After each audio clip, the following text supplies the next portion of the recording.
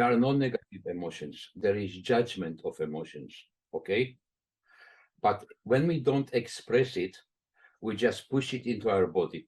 Some people say, I don't want to think about it, I want to push it away. We don't push it away, we push it in, and becomes part of the cells. It becomes our cellular memory. But there is another very important thing. Life does not begin at birth. Life begins before birth.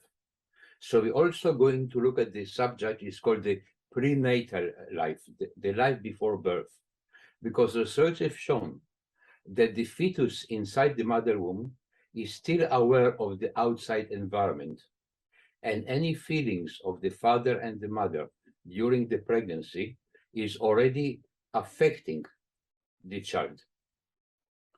So in a way, I'm also challenging the DNA idea that everything is because of our DNA.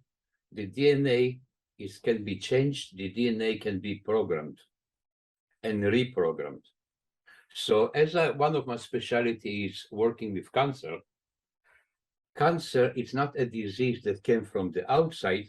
Cancer is something that we created ourselves from the inside. So the thing is to take responsibility. Not everything is genetics, okay? Our perception of reality is actually affecting our genetic makeup. We can change it. We can reprogram it. It's like a computer program. Don't be angry, don't be sad, smile, everything is okay.